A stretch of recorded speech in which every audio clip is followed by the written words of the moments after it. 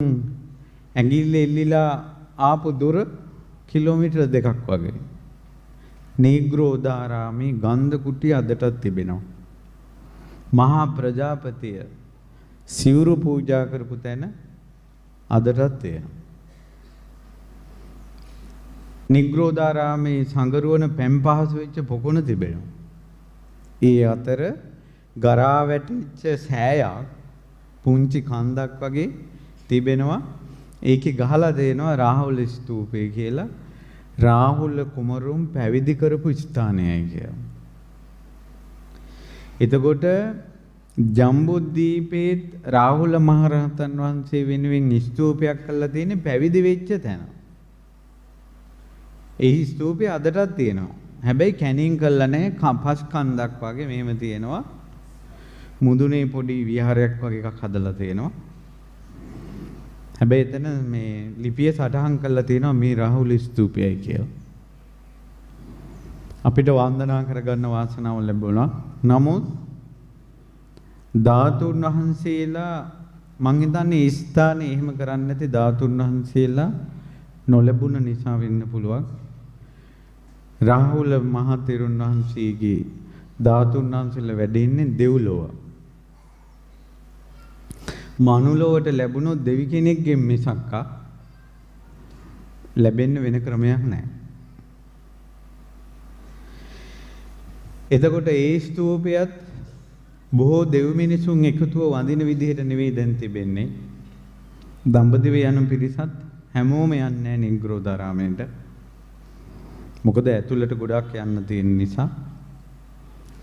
ඉතින් නමුත් මේ ලක්දෙරණේ බුදුරජාණන් වහන්සේ ගැන පහන් සිත් තියෙන, ශ්‍රී සද්ධර්මයේ ගැන පහන් සිත් තියෙන, ආර්ය මහා සංඝරත්නය ගැන පහන් සිත් තියෙන දිනෝ දහක් දිනාට වැඳ පුදා කණ්ඩ ඇල්පිටිය මහමෙවුනා භාවනා සොපුවේ ශ්‍රීමද් රාහුල මහා ස්තූපේ දිවෙනවා.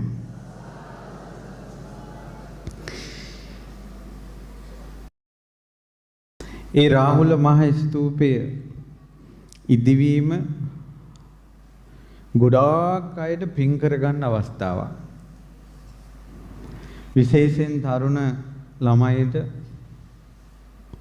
ඒ වගේම විශේෂයෙන් සිල් රකින්න ආසායට, ඊළඟට සිල් රකින්න ගියාට පස්සේ අපහසුව දැනෙන අයට, තමන්ගේ ජීවිතයේ අඳුර දුරු කරගන්න මහා පුණ්‍ය තොටුපොළක්, පුණ්‍ය තීර්ථයක් රාහුල මහා ස්තූපය. රාහුල මහසෑය හදන්න එකතු වෙන්නේ, සම්බන්ධ වෙන්නේ මේ ලෝකේ කොතනක හරි ඉඳලා. මම නම් කියන්නේ සිල් රකින්න ආසය. ශික්ෂාකාමී බව කියලා කියන්නේ සිල් රකින්න ගොඩාක් ආසයි. සිල් රකින්න ගොඩාක් ආසයි. ඒ නිසා හැම වෙලාවෙම විමසනවා මේකෙන් මගේ සීලයට හානියක් වෙයිද නැද්ද කියලා විමසා සිල් රකින්නවා. ඒ විදිහට සිල් රැකපු කෙනෙක් මේ බුද්ධ ශාසනය වෙනත් නැහැ. ඒකයි ශික්ෂා කාමී කියන්නේ. ශික්ෂා කියන්නේ හික්මීමට කැමැති. ඒ කියන්නේ ගොඩාක් Taman দমনය වෙන්න කැමැති. අපිට দমনය වෙන්න බැරි වෙලා. සිල්පද ගැන දැනත් සිල්පද ඉක්මවා යනවා. අපිට අපිවම පාලනය කරගන්න බැරි වෙලා. අපි මේ රාහුල මුනිදුන් අභියස දූවිල්ලක් වගේ වැතිරිලා පින් කරගන්න ඕන. මේ සුළුපටු මුනිවරයෙක් නෙවෙයි. මේ රාහුල මහරහතන් වහන්සේ සුළුපටු මුනිවරයෙක් නෙවෙයි. අපි මේ මුනිවරයාගේ ජීවිතේ ගුණ ස්තූපයට පියවරෙන් පියවරට පඩිපෙළෙන් පඩිපෙළට නගිනවා වගේ කලින් ජීවිතේ ඉඳලා මෙමු මීට කල්ප ලක්ෂයකට පෙර පදුමුත්තර සම්මා සම්බුදුරජාණන් වහන්සේ ලෝකේ පහළ වෙලා ඉන්න කාලේ මුල්ම කාලේ රාහුල තෙරුන් එකල නාග ලෝකේ තමයි ඉඳලා තියෙන්නේ. පටවින්දර කියන නාග ලෝකේ.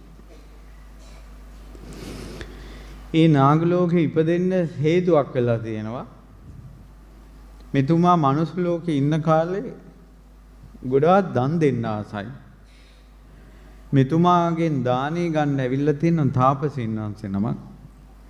ඒ තාපසින් වහන්සේ විවේක ගන්න යන්නේ නාග ලෝකෙට. ඉතින් අර බ්‍රාහ්මණ පුත්‍රයාට නිතර නාග ලෝකය ගැන විස්තර කියනවා. එයින් උපන් ඡන්දේ මුල් කරගෙන දානේ නැමැති පිනත් මුල් කරගෙන නාග ලෝකේ ඉපදුණා. ඊට පස්සේ නාග ලෝකේ බොහෝ ආයුෂ. ඒ අතර තමයි පදමෝත්තර බුදුරජාණන් වහන්සේ ලෝකේ පහළ වුණේ. බුදුරජාණන් වහන්සේ පහළ වුණ බව අහපු නාරජු භාග්‍යවත් පදමුත්තර සම්මා සම්බුදුරජාණන් වහන්සේට තමන්ගේ නාග ලෝකයට වැඩලා වඩින ලෙස ආරාධනා කළා දානෙ පිණිස. සංඝගණ පිරිවරාගත් පදමුත්තර සම්මා සම්බුදුරජාණන් වහන්සේ නාග ලෝකයට වැඩියා. නාග ලෝකයට වඩිනකොට දානෙ බෙදනකොට බුදුරජාණන් වහන්සේගේ හැඩරුවට සමානවම තව තරුණ ස්වාමීන් වහන්සේ නමක් වැඩ ඉන්නවා. ඉතින් දානෙ බෙදන ගමන් හිතෙනවා එක වගේද කියලා. බුදුරජාණන් වහන්සේට මහා පුරුෂ ලක්ෂණ තිබෙනවා. නමුත් ලාවට ඒ වගේ කියලා දැනෙනවා තව ස්වාමීන් වහන්සේ නමක්. ඒතර දැන් දානෙ බෙදලා ඉවර වෙලා නාරජු බුදුරජාණන් වහන්සේ දිහා බලනවා අර ස්වාමීන් වහන්සේ දිහා බලනවා එක වගේ කියලා. ඊට පස්සේ නාරජු අහනවා ස්වාමීනි මේ තෙරුන් වහන්සේ කවුද? ඊට පස්සේ කියනවා මේ තෙරුන් උපරේවත.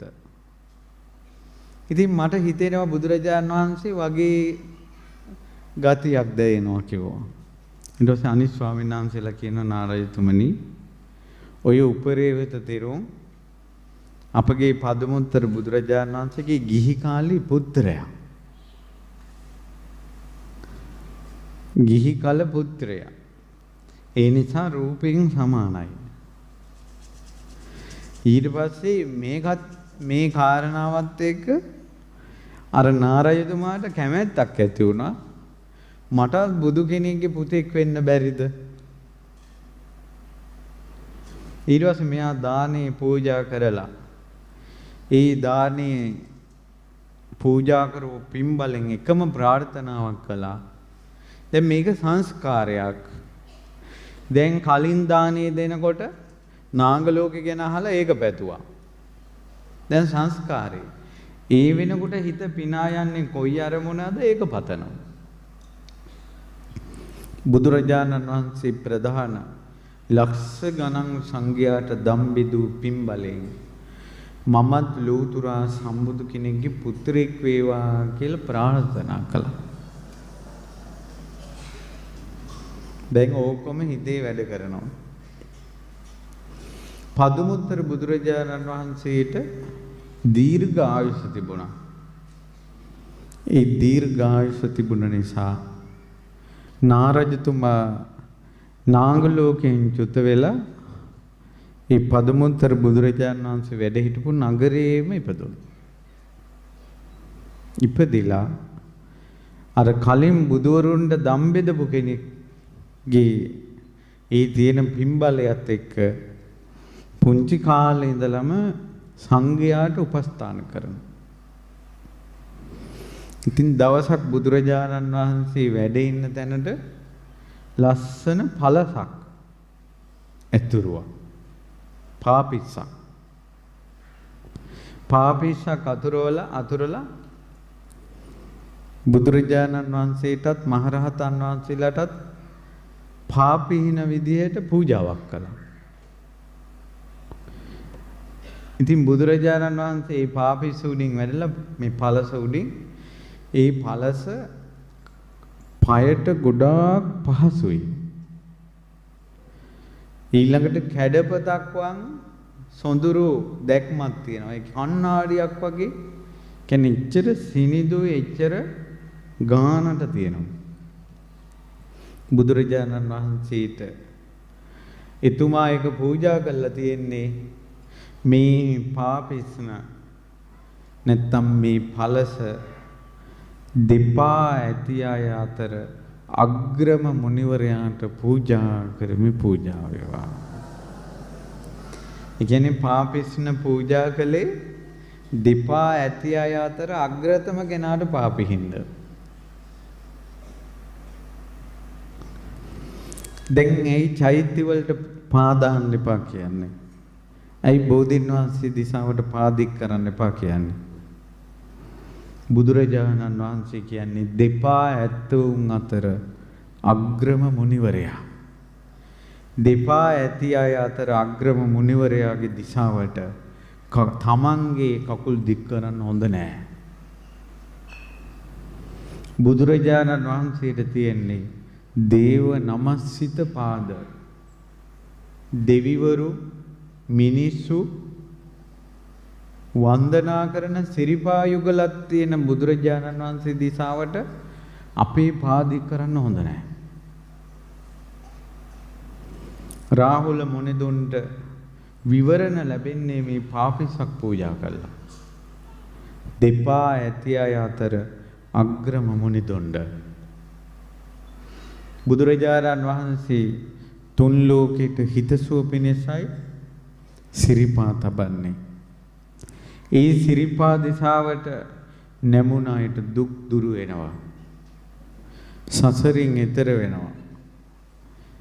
ඒ සිරිපා පිසින්න පාපිස්නක් පූජා කරපු පින කොයිතරම්ද කියනවනම් පදුමුත්තර බුදුරජාණන් වහන්සේ වදාළා පින්වත් මහණෙනි තථාගතයන් වහන්සේ ඇතුළු සංඝයාට පාපිස්නක් මේ බුමුතුරුණු අතුරපු මේ පින්වතා මේන් ආත්ම භාව ගණනාවක් දෙවියන් අතරත් මිනිස්සු අතරත් සැප විඳිනවා. අනාගතේ මේ ලෝකේ මුළු පෘථුවියටම අධිපති විමල කියලා සක්විති රජ කෙනෙක් වෙනවා. රේණුමති කියන රාජධානියේ සුදර්ශන කියන මහා ප්‍රාසාදයේ සක්විති රජකම් කරනවා මේ පාපිස්ස පූජා කරපු පින්බලේ. මෙන් කල්ප ලක්ෂයක් ගිය තැන ගෞතම නම් වූ සම්මා සම්බුදුරජාණන් වහන්සේගේ ගිහි කල පුත්‍රයා රාහුල බවට පත් වෙනවා කියලා වදාලා. එතකොට රාහුල කියන ශ්‍රී නාමය එදාම ඇති වුණා. බුදුවරුන්ගේ දැක්ම කියන එක කොයිතරම් ආශ්චර්යයිද කියනවා නම් මීට කල්ප ලක්ෂයකුත් අසංකේය 4කට කලින් දීපංකර බුදුරජාණන් වහන්සේ සුමේද තාපසතුමාට විවරණ දෙනකොට ඒ සුමේද තාපසතුමාගේ නම දන්නවා බුදු වෙන්නේ ගෞතම නමින් කියලා.